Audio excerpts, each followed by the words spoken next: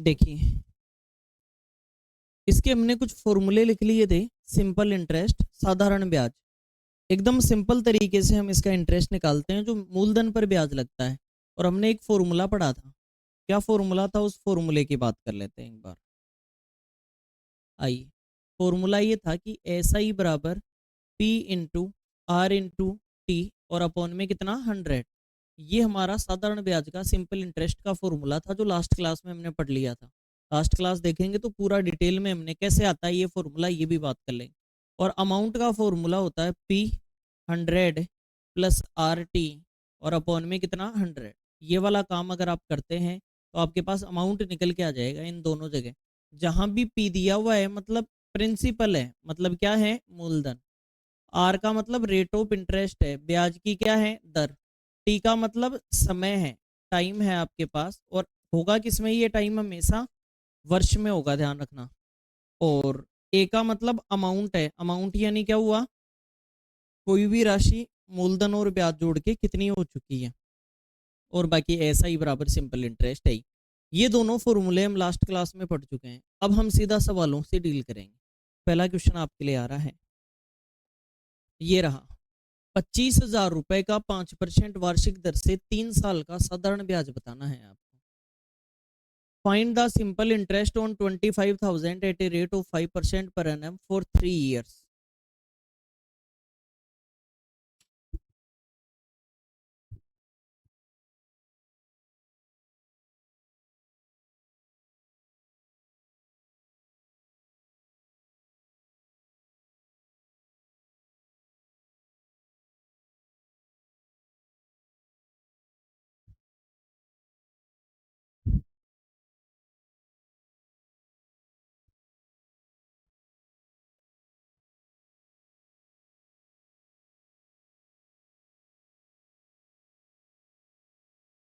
देखिए, first method हमारा ये है कि ऐसा ही बराबर क्या कर दें हम, पी आर टी अपॉन 100 लगा दें तो साधारण ब्याज निकल के आ जाएगा।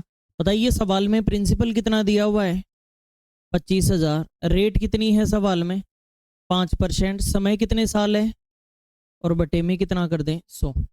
बताइए 2 जीरो से क्या कर दें, 25 का 5 गुना 125 का 3 गुना 375। कितने रुपए ब्याज के आ गए, 3750 रुपए आपके इंटरेस्ट के निकल के आ गए। बोलो क्लियर। एक दूसरा तरीका हमने लास्ट क्लास में ये जाना था, मेथड 2 हमारा, कि 100 रुपए पर जो दर होती है वही 1 साल का ब्याज होगा। 100 रुपए पर जो रेट होगी वही 1 साल का ब्याज होगा, सिंपल इंटरेस्ट होगा। तो बताइए रेट कितनी है सवाल में, तो यहाँ 5% लगा दिया हमने। और कितने साल की बात कर रहे हैं, 3 साल के। तो बताइए ब्याज कितने रुपए हुआ, 15। तो राशि 100 है या 25,000 है, 100 के अकॉर्डिंग 15 आया है, 25,000 के अकॉर्डिंग नहीं आया। तो आपको ये मानना है कि राशि 100 नहीं है। 100 की जगह कितने दी हुई है, 25,000। 2 जीरो से 2 जीरो काट दिया, कितने गुना है, 250 गुना। तो ये आंसर भी कितने गुना हो जाएगा, 250 गुना। कितना आ जाएगा, आंसर वही है, सेम टू सेम है, लेकिन हमने थोड़ी सी कलाकारी लगा दी। क्या कि 100 रुपए पर जो दर होती है वही 1 साल का ब्याज होती है। तो 100 रुपए पर 5% है तो 5 रुपए, 3 साल है तो 5×3 = 15 रुपए। अब कह रहा है कि 100 नहीं है, 25,000 है, तो हम समझ जाएंगे 250 गुना पैसा ले लिया तो ब्याज भी कितने गुना लगेगा, 250 गुना। कल को मान लो 2 गुना पैसा ले लेता तो हम ब्याज दोबारा थोड़ी कहते, हम कहते डबल कर लो ब्याज को। 5 गुना पैसा ले लेते अगर अगले से कि 5 गुना दे दो, तो अगला 5 गुना ब्याज कर देगा, 5 गुना ब्याज देना पड़ेगा। तो जब 250 गुना पैसा कर दिया तो ब्याज भी कितने गुना। ये हमारा आंसर आ गया, नोट करें।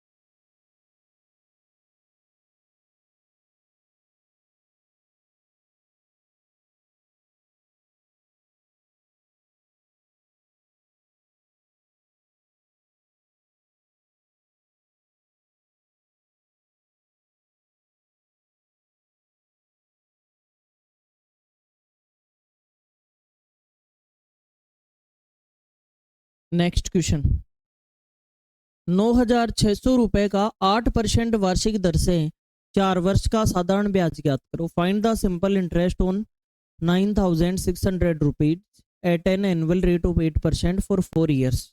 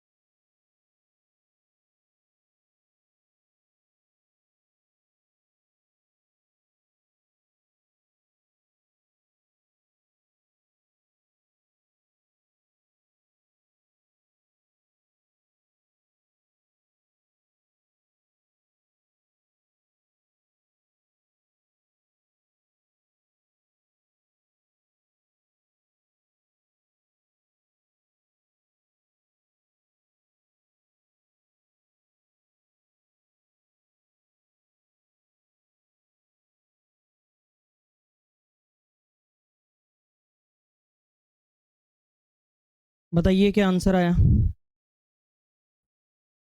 देखिए, आप या तो ये काम कर सकते हैं कि मूलधन गुणा दर गुणा समय और बटे में कितना 100, ऐसे भी आंसर आ जाएगा आपका। या फिर आप ऐसे किया करें कि 100 रुपए पर जो इंटरेस्ट जो ये रेट है यही 1 साल का ब्याज है। तो 100 रुपए का 8 रुपए हो गया ब्याज, तो साल कितने दे रखे हैं?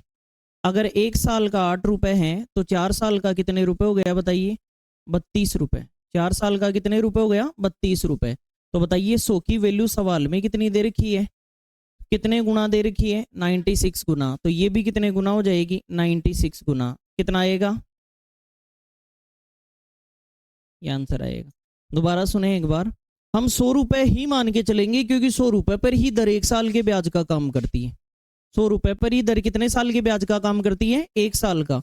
तो 1 साल का ब्याज 8 रुपए, तो 4 साल का 8 चौक 32। 100 की जगह 96 गुना दे रखा है, तो यहाँ ब्याज भी कितने गुना? 96 गुना। एकदम व्यवहारिक समझ के साथ टॉपिक पढ़ रहे हैं हम, रटना कुछ नहीं है। रटने वाली चीज को हमने पहले ही साइड में रख दिया। इस तरीके से वो सवाल नहीं होगा जिसके अंदर क्या नहीं हो बताइए? आर या टी नहीं हो। क्यों? क्योंकि इसका पहला स्टेप ही आर चाहिए हमें। अगर आप दिमाग में लगाना चाहें कि सर कौन सा सवाल नहीं होगा इस तरीके से, इससे वो नहीं होगा, या इस तरीके से उस सवाल के लिए जाना है जिसमें सवाल में क्या नहीं दे रखी हो एक तो, और क्या नहीं दे रखा हो? समय। अगर आर या टी में से कोई चीज नहीं दे रखी हो तो आपको बेसिक पर जाना है, वरना 100 रुपए का, इस छोटी सी बात को आप रट लो एकदम कि 100 रुपए पर जो रेट होती है वो 1 साल का ब्याज होगी। 100 रुपए पर जो रेट होगी सवाल में वो 1 साल का ब्याज होगी। 4 साल का है तो 4 गुना कर दिया। यहां से राशि 96 गुना तो ब्याज भी 96 गुना। नेक्स्ट क्वेश्चन, 5,000 रुपए का 5% वार्षिक दर से 6 वर्ष का साधारण ब्याज ज्ञात करो। Find the simple interest on 5,000 at an annual rate of 5% for 6 years।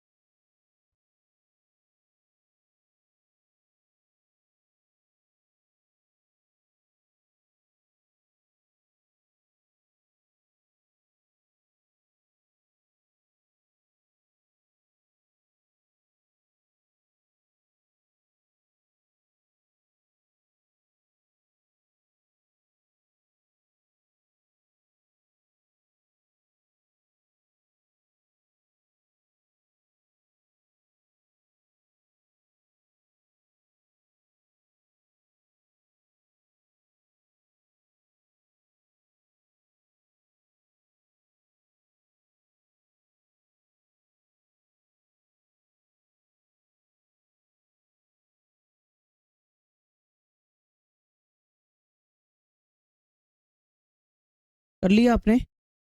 देखिए, अगर 100 रुपये राशि होती और रेट कितनी होती 5% होती और टाइम कितने साल होता 6 साल होता, तो आपके अकॉर्डिंग इंटरेस्ट कितना होता? अब सीधा माइंड हमारा पेन चले ना, उससे 2 स्टेप आगे हमारा माइंड चलना चाहिए कि 6 पंजे 30 होगा यहाँ पे। अब बताइए यहाँ पर राशि 100 है या 5000 है? 5000, तो 2 जीरो से 2 जीरो कट गए। कितने गुनी राशि है? एक के सामने जो मान होता है उतने गुना मान है। अगर 2 हो तो 2 गुना 5 है, तो 5 गुना 50 है तो 50 गुना। तो बताइए ये ब्याज भी कितने गुना हो गया? 50 गुना। कितना आ गया? ये हमारा आंसर आएगा 840 रुपए का 5% वार्षिक दर से 3 वर्ष का साधारण ब्याज ज्ञात करो। अब आपके पेन में रफ्तार आ जानी चाहिए। Find the simple interest on 840 at an annual rate of 5% for 3 years।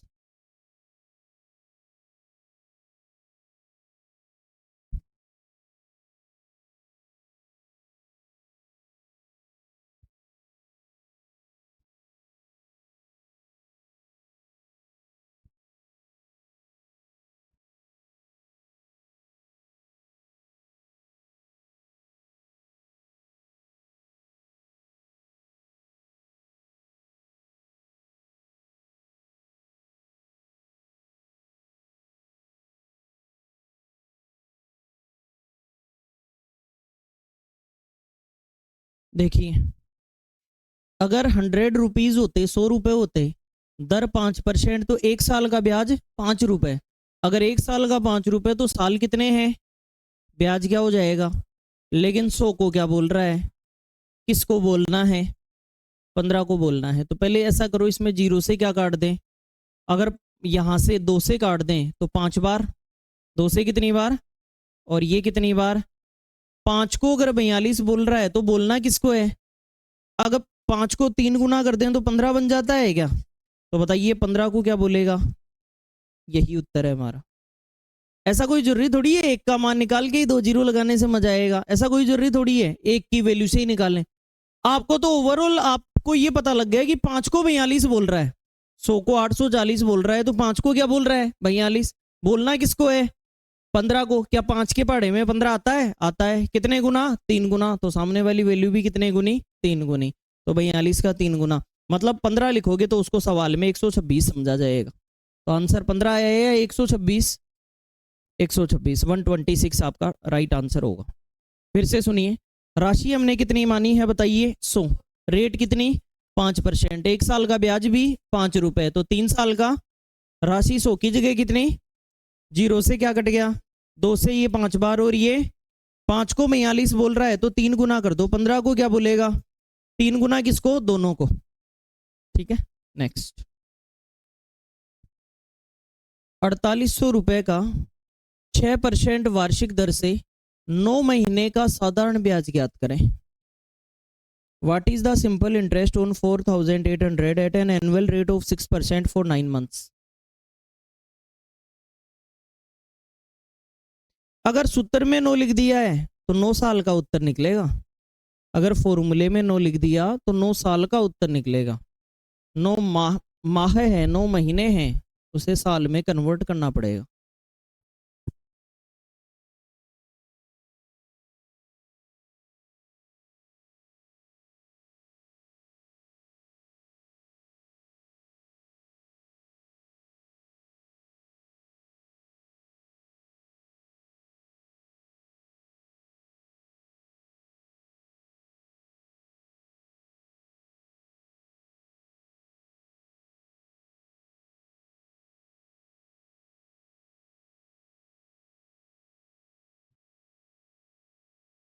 कभी भी अगर आपको महीने को वर्ष बनाना हो तो 12 का भाग दे दिया करो। जैसे 6 महीने को हम वर्ष बनाएं तो 12 का भाग दे देंगे, तो बताओ कितना वर्ष आ गया? आधा वर्ष आ गया। समझ गए? तो कभी भी महीने को वर्ष में बनाना हो तो 12 का भाग दे दिया करो। तो अगर आप इससे करना चाहते हैं कि ऐसा ही बराबर PRT अपॉन 100, अगर इससे करना चाहते हैं तो भी कर सकते हैं आप। पी की वैल्यू कितनी है? 4800। रेट ऑफ इंटरेस्ट कितनी है? 6%। बताइए समय कितना? 9 महीने। लेकिन नीचे क्या लगाना पड़ेगा ताकि ये वर्ष में बन जाए? समझ गए? और बटे में कितना आ जाएगा? 100। ये 12 आप ऊपर भी लिख सकते हैं और 100 के नीचे 7 भी लिख सकते हैं, 100 गुणा 12 नीचे, कोई फर्क नहीं पड़ता इससे। बताइए 6 से 12 कितनी बार कटा, 2 जीरो से, 2 से 48 को काटेंगे तो कितना, और 24 का 9 गुना कितना हुआ, ये ब्याज आ गया।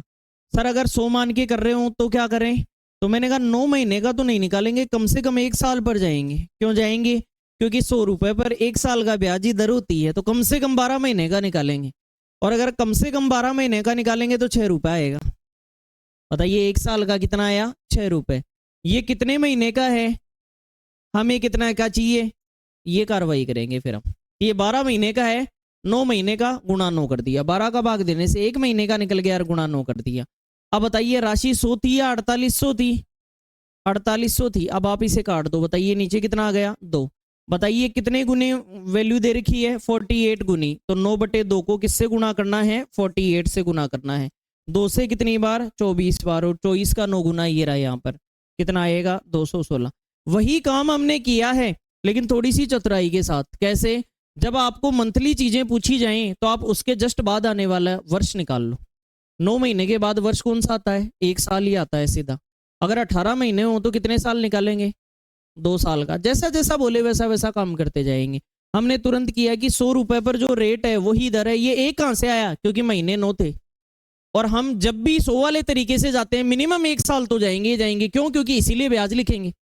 तो 1 साल के लिए अगर इंटरेस्ट लिखते हैं तो कितने रुपए आया, 6 रुपए। कितने महीने का, कितने का चाहिए, जितने का चाहिए उससे मल्टीप्लाई कर देंगे। तो यहां अगर सोल्व किया तो नीचे 2 आ गया, 9/2 गुणा 48 कितना आ गया, 216 रुपए ब्याज के आ गए। ये हमारा उत्तर कहलाएगा।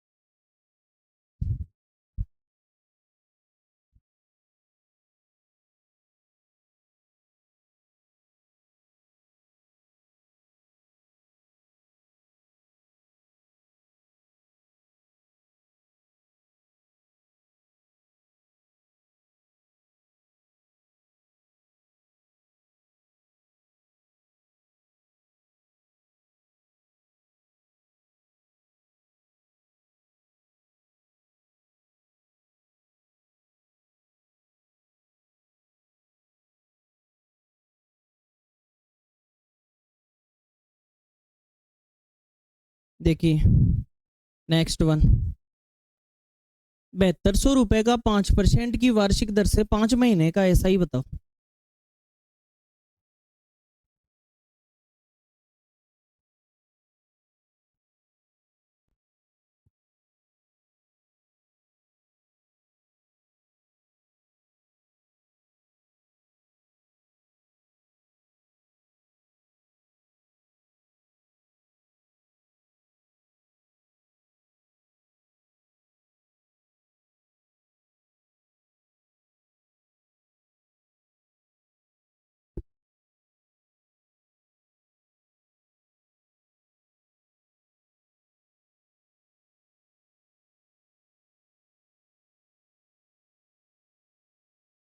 देखिए 100 रुपए अगर हम माने, 5 महीने से हमें मतलब नहीं है, 5 महीने के बाद साल कितना आता है, 1 साल ही आता है। तो कम से कम 1 साल का ब्याज कितने रुपए, कितने महीने का, हमें कितने का चाहिए, जितने का चाहिए उससे गुणा कर देंगे। बताइए राशि 100 है या 7200 है, कितने गुना हो गई, 72 गुना, 72 टाइम्स हो गई। तो ये ब्याज भी कितने गुना हो गया, 72 टाइम्स। मतलब 5 गुणा 5 25, बटे में कितना था 12, और गुणा क्या कर देंगे 72, 12 से कितनी बार, 25 का 6 गुना। ये उत्तर की प्राप्ति होनी चाहिए। आ गया था क्या, ठीक है।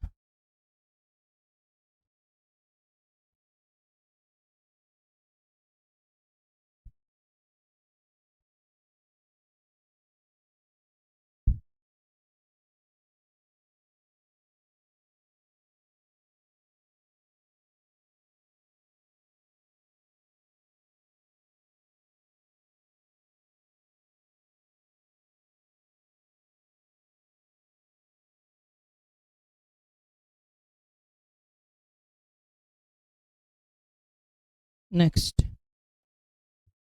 ₹3000 का 5% वार्षिक दर से 146 डेज का साधारण ब्याज बताओ।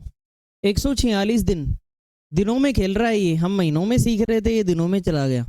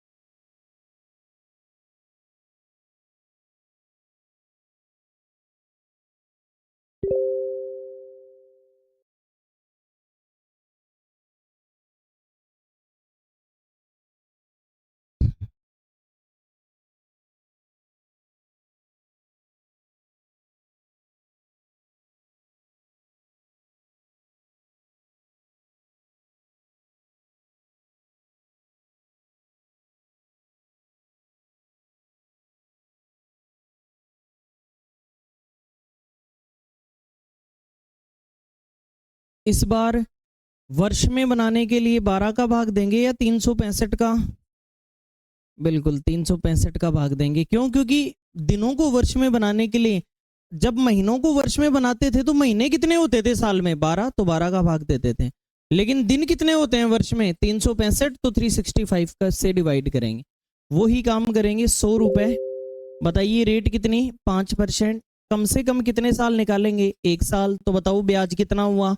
5 रुपए। लेकिन ये कितने दिन का है और हमें कितना का चाहिए? महीने हैं तो 12 का भाग देना है और दिन है तो 365। और अगला कह के देता है कि लीप वर्ष है तो भाग देंगे 366 का। क्यों? क्योंकि लीप वर्ष में दिन ही 366 होते हैं। अगला कह दे तो, जब तक नहीं कहते नॉर्मली हम 365 मानते हैं। अब बताइए अगर मैं इनका ब्याज निकालता हूं तो 5 एकम 5 और ये 73 का इसमें कितनी बार? 2 रुपए ब्याज के निकले। लेकिन राशि 100 है या 3000 है? क्वेश्चन कह रहा है कि 3000 लेना है। तो बताइए कितने गुना हो गई? 30 गुना। तो ये भी कितने गुना हो गया? 30 गुना। बताइए 30 दूनी 60 रुपए ब्याज के हो जाएंगे। ये आंसर है।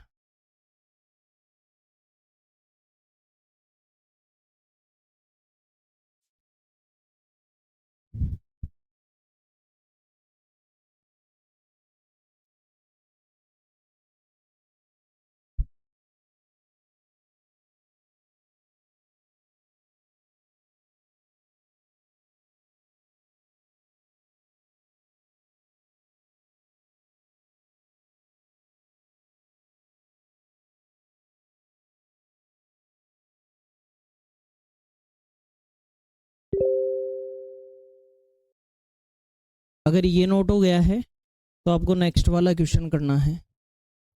2500 रुपए का 5% की दर से 219 दिन का साधारण ब्याज बताइए।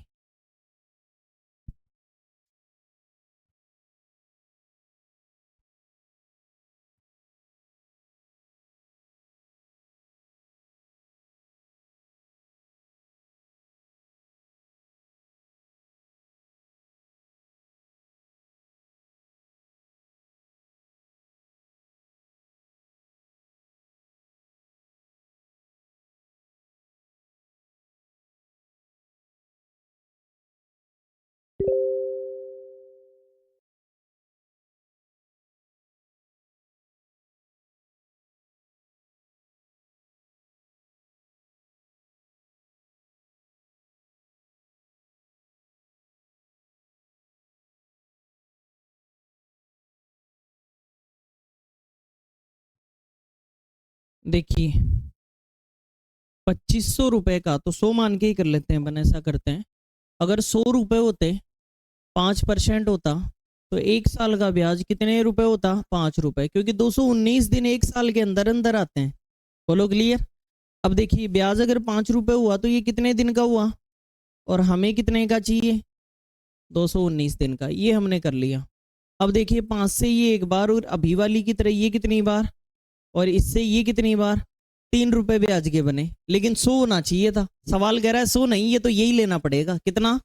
2500 लेना पड़ेगा। तो बताइए आपकी राशि कितने गुनी हो गई? 25 गुनी। तो ब्याज भी कितने गुना? 25 गुना। कितने रुपए ब्याज बना? 75 रुपीज। ठीक है। बताइए भारत सरकार ने रुपए का ये चिन्ह कौन से वर्ष में अपनाया? भारत सरकार ने रुपए का ये वाला चिन्ह, आपने देखा ना रुपए का ये वाला चिन्ह, ये कौन से वर्ष में अपनाया?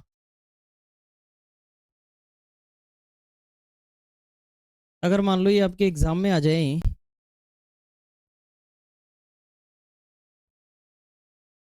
अब इसके लिए भी आपको ऑप्शन चाहिए। ऑप्शन तो तुक्के लगाने के लिए चाहिए इसमें तो।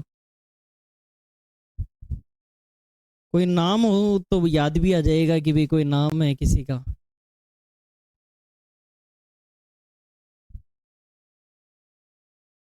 अगला सवाल, 11,200 रुपए का 5 अप्रैल 2006 से 16 जून 2006 तक का 5% वार्षिक दर से कितना साधारण ब्याज बनेगा? इस बार सवाल चाहता है कि दिनों की काउंटिंग आप ही करो। बहुत बार दे दिया मैंने 146, 219, इस बार दिनों की काउंटिंग भी आप ही करो। बाकी सवाल सेम है।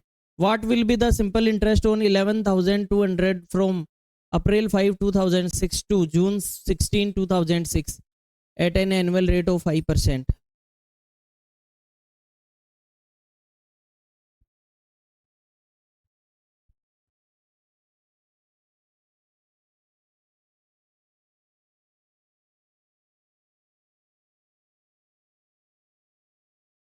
इसमें 4 अप्रैल कर दो, ये 5 अप्रैल की जगह कैलकुलेशन को कितने अप्रैल कर दें? 4 अप्रैल। 4 अप्रैल कर दो, ये नहीं कट रहा है। यहां से बताइए।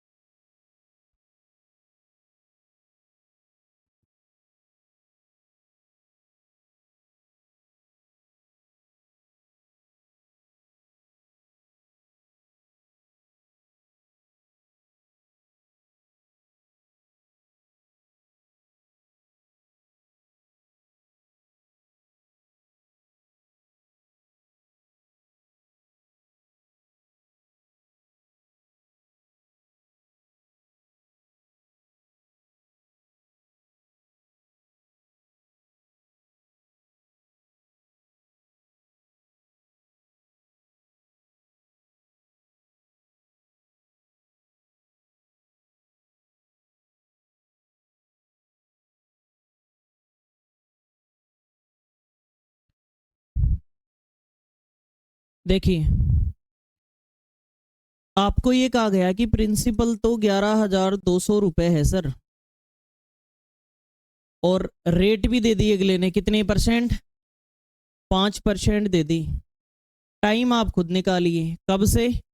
4 अप्रैल 2006 से 16 जून 2006 तक।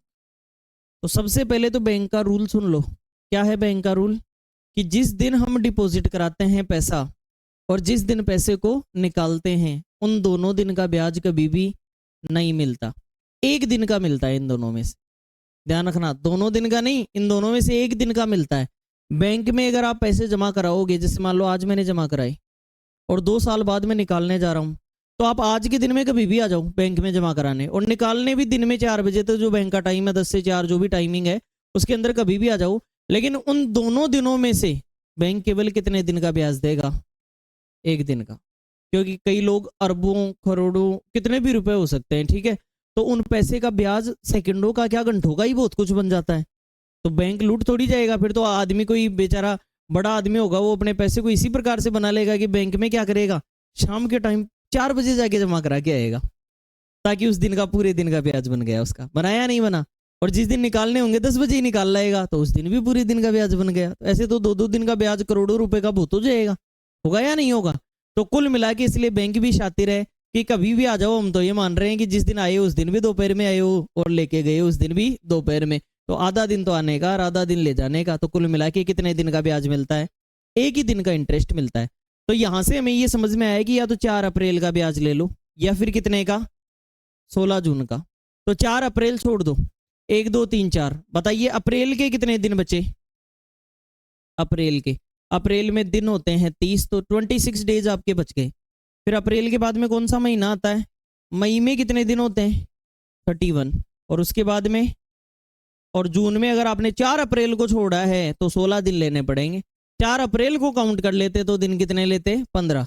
ठीक है, तो इन सारे दिनों को जब हम जोड़ते हैं तो बताइए ये दिन कितने आ गए, और 73 डेज का आपको ब्याज बताना है। तो 73 डेज का बताना है, तो अगर आप इस तरीके से बताते हैं एस आई बराबर पी आर टी अपॉन 100, बात एक ही है कि कैसे ही बता दो आप। बताइए, तो मूलधन कितना दे रखा है सवाल में? 11,200। रेट कितनी? 5%। 73 अपॉन 12 करूं क्या? 365 करना पड़ेगा। 12 तो तब करते हैं जब मामला महीने में हो, मंथ में हो तो 12 महीने का भाग देते हैं, दिनों में हो तो 365 का भाग देंगे। बताइए, 5 का भाग 365 में कितनी बार? 73। 73 से क्या कट गया?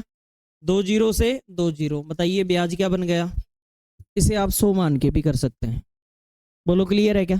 किस किस का आंसर आ गया था? वेल डन, नोट करें। ये बात आप नोट लगा के अलग से लिख देना कि जमा पैसे जमा करवाने और निकालने वाले दिन में से बैंक केवल एक दिन का ब्याज देता है।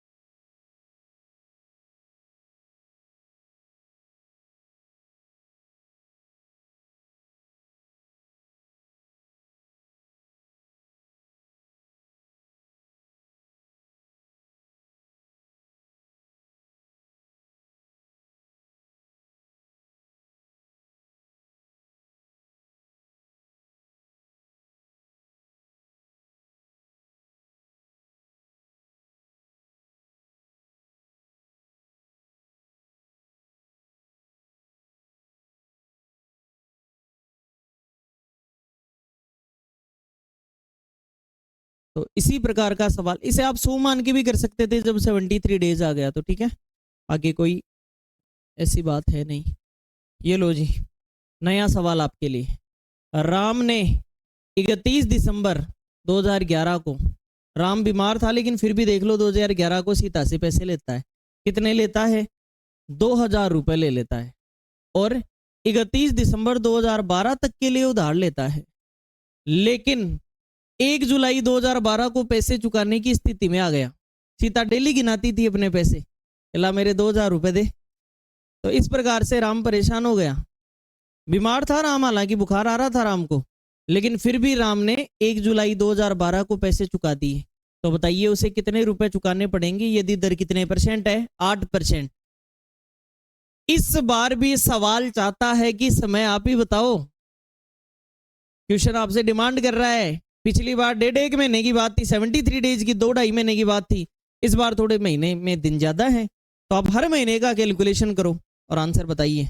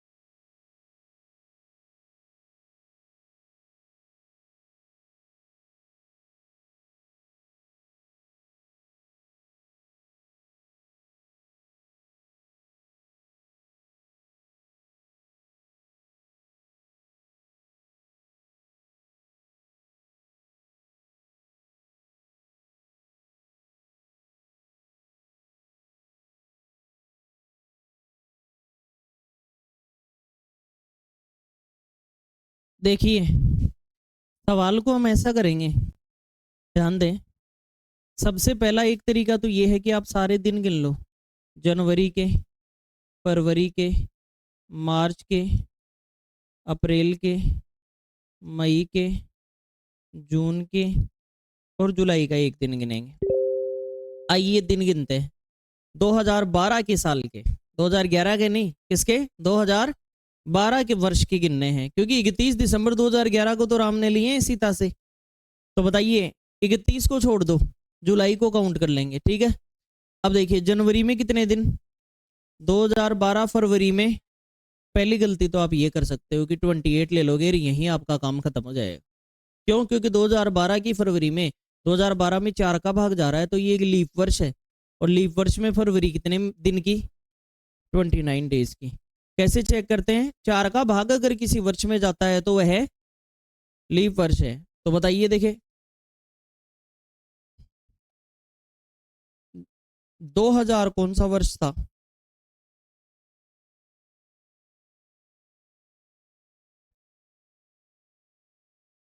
सारा इसमें तो 400 का।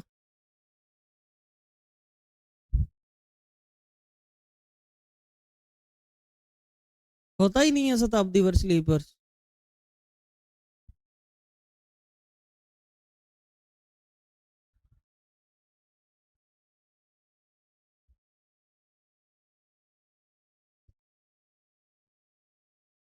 हाँ तो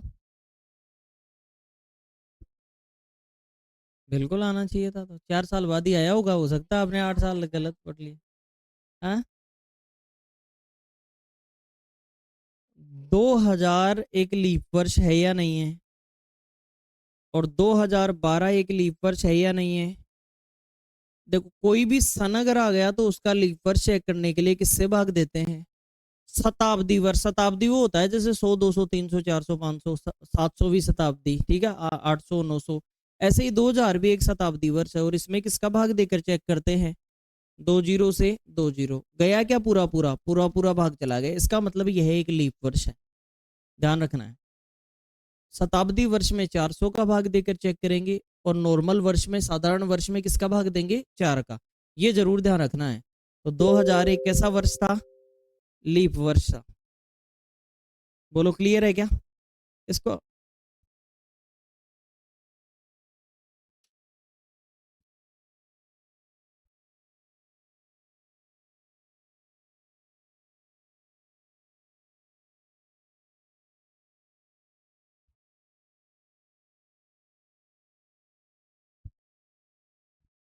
yes, this is a leap year.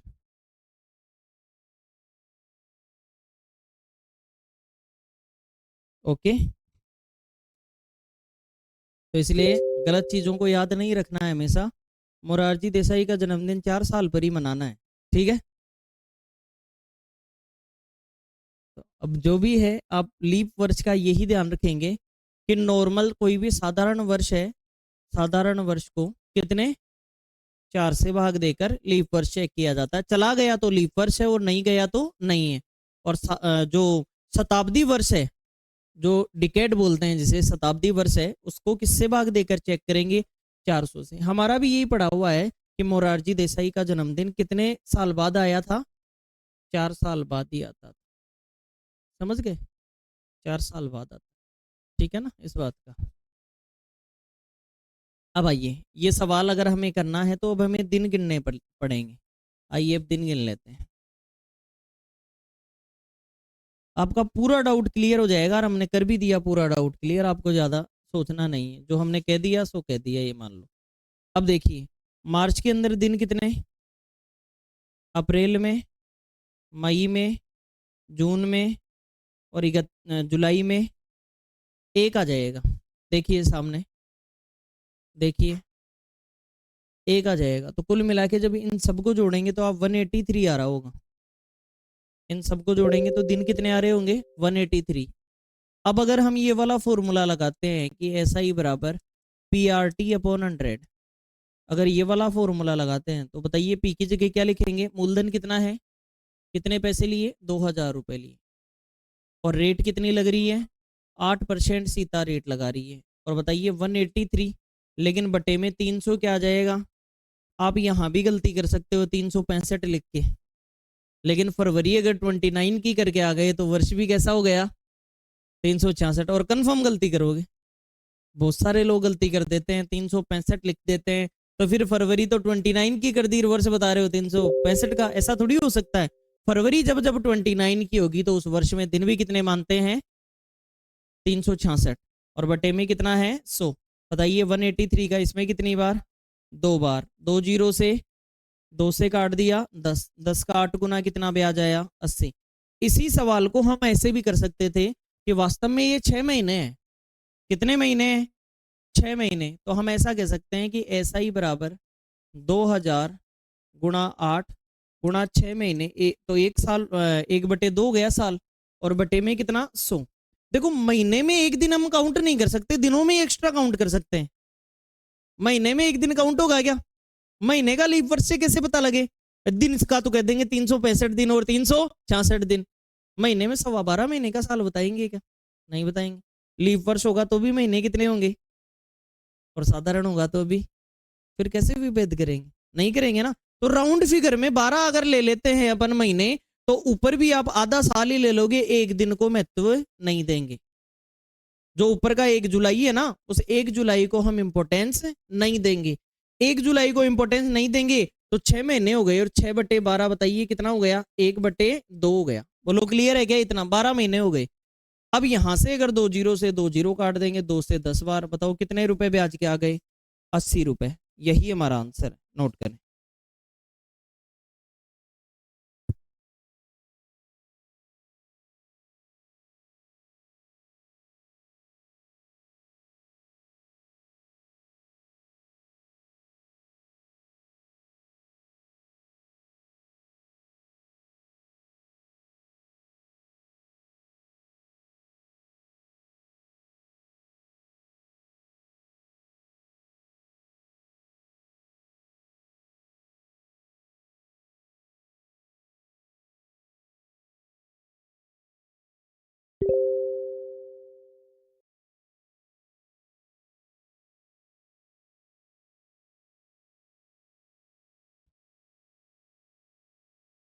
तो अब समझ में आ गया हमने 1/2 क्यों किया?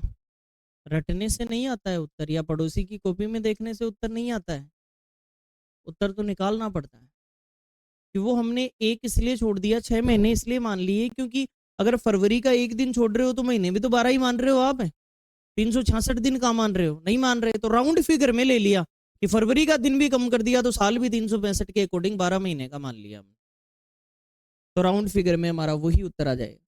तो जिसको ये बात पता होगी, जिसकी अथाह मेहनत की हुई होगी, वो वैसे जो सब स्टूडेंट आंसर कर चुका होगा ना, उससे 3 क्वेश्चन आगे चला जाएगा। 3 क्वेश्चन आगे। और 3 question difference is a big difference.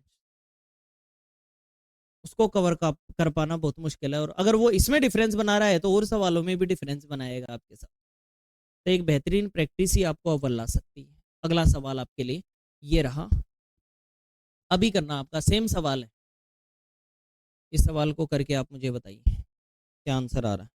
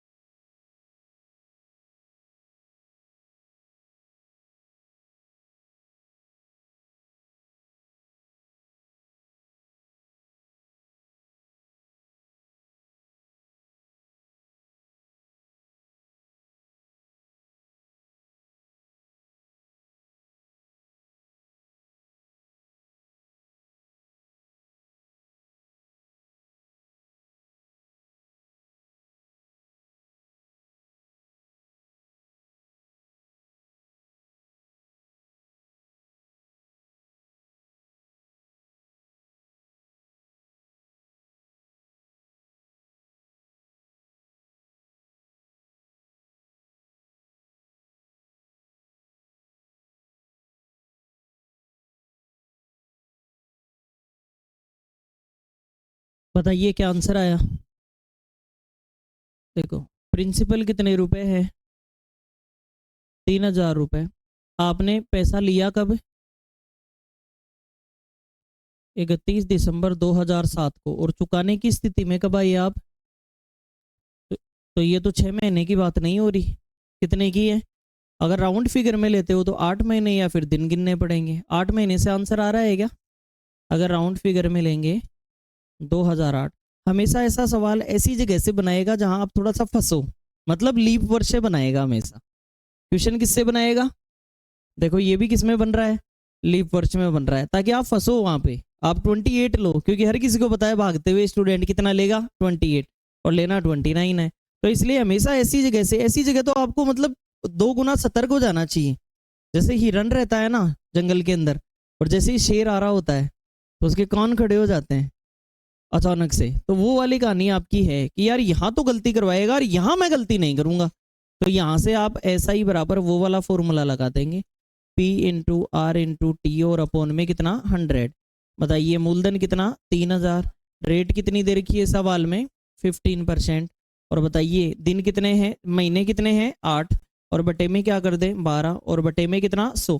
महीने रहेंगे तो 12 का भाग देंगे वर्ष बनाने के लिए, और दिन रहेंगे तो साधारण वर्ष में 365 और लीप वर्ष में 366। ठीक है, अब यहाँ 2 जीरो से 2 जीरो, अगर इसे 4 से काटें तो 4 से 2 बार, और 4 से 3 से ये कितनी बार 5 बार, 5 दूनी 10, 30 का 10 गुना, कितने रुपए ब्याज आ गए 300 रुपए आंसर आ गया।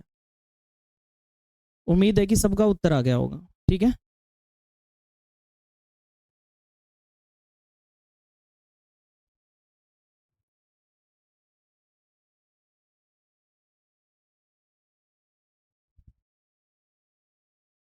अगला सवाल। ठीक है, यहाँ से आगे के सवाल हम कल करेंगे, आज के लिए इतना ही करेंगे। ठीक है, धन्यवाद, थैंक यू।